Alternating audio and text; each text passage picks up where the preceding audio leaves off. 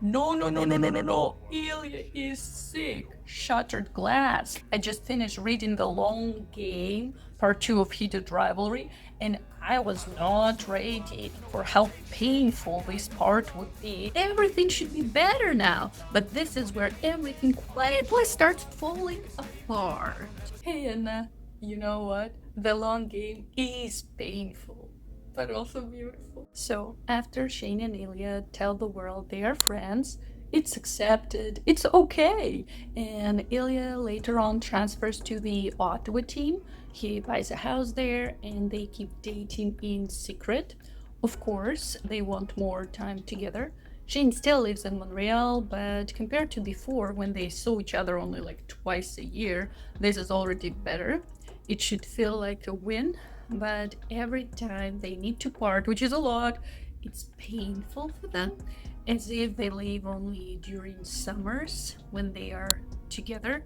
And then the problem starts with Ilya. Our always happy, positive, sunshine Ilya gets sick. Not physically, mentally. He starts feeling sad. Not normal sad, like depression sad.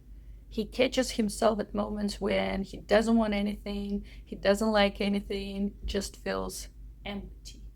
And that scares him because his mother had depression and we remember how her life ended. So he notices it in himself, but he doesn't tell Shane.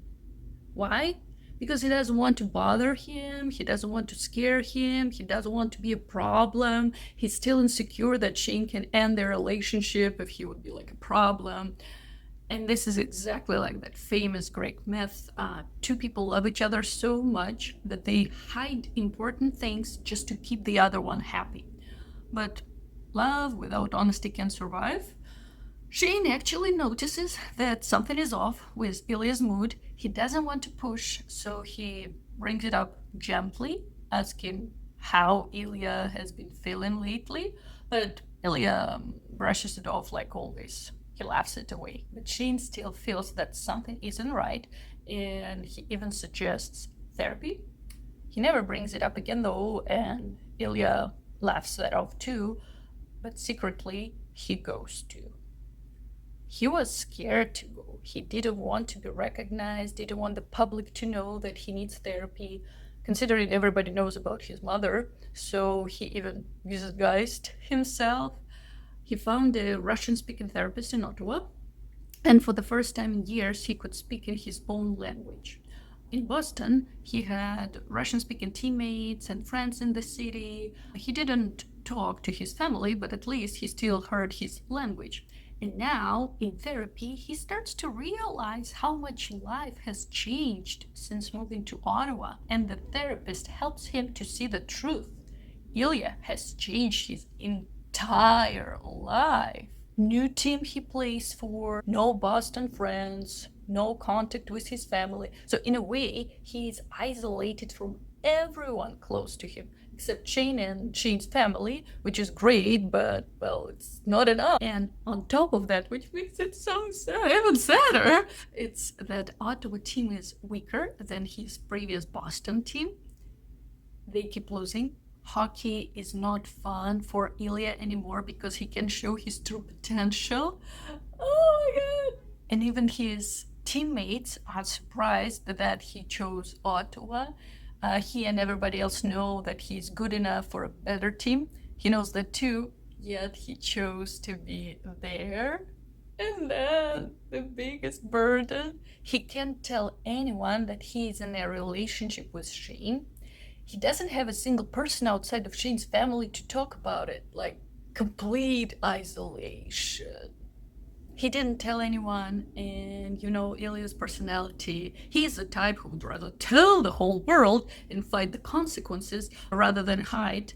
But he's containing this feel inside and continue to do as Shane would prefer. Well, of course, they had conversation and Shane explained his reasons and Ilya agreed to those reasons, but deep inside it hurts him a lot. He loved Shane so much, so he agrees to his ways, even feeling terrible pain inside. So this silence is wearing him out.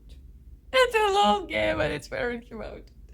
It's good that therapy helped him to realize that and why he may feel down. It's not like a root of his depression, but it's something that's pressing on him.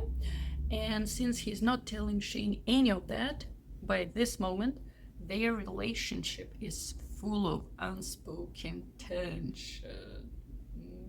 Shane feels something is wrong, but he doesn't understand what. And when it's Christmas time, they are already passive aggressive towards each other. Ilya keeps provoking Shane, and Shane is bitching back. Shane realizes that, and he doesn't want to be like that towards Ilya, but he can just not react to Ilya provoking him.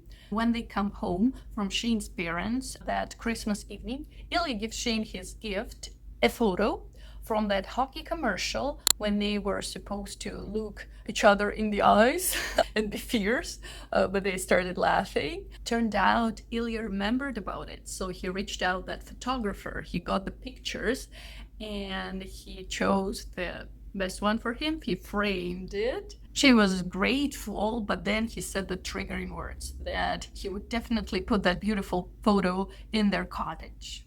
And he would say, so what? It's not a bad idea. But it was like the last drop for Ilya. Shane wasn't going to put this photo in his house as Ilya expected and hoped. He feels that Shane is hiding their relationship as if he is ashamed to be with Ilya. No, logically he understands their situation, but after hiding this pain for so long and not telling anyone, suffering to tell someone, at least someone, about their relationship, this was like the last straw. And then he explodes. He, feeling angry inside, asks Shane to go to his teammate's party. Not as his boyfriend, just like as a friend who is in town. And everybody knows they're friends, so he's like, and he knows deep inside that it's unreasonable and that Shane shouldn't agree to that. Still, out of this pain and anger, he asks him, would you go with me to my friend's party? Ilya is dying to bring him to a team's party because so many team's parties already. He was missing him. He was feeling miserable that everybody's with their girlfriends and wives and he's alone and he can show Shane. So he really wanted it, even though logically he understands everything. But still, he really wanted it, and he tells Shane, would you go with me? But of course, Shane answers logically like, no, but Ilya can go alone if he wants. And as you remember, there is already so much unspoken pain and tension, so Ilya explodes. This is where everything starts to break. I'll make another video like part 2 where you will see everything, the fight, the words that cut like knives, the plane almost crashing, the moment when Shane finally realizes what Ilya already gave up for him, even though he never asked for anything. He never blamed Shane for that. No, it was his choice. So Shane will realize that. He would also realize that time is running out. We don't know how long we're gonna live. We don't know how many days or years or decades we have. Shane would realize that time is actually running out. So in the next video we'll go from silence and inner suffering to explosion and finally action. Bye!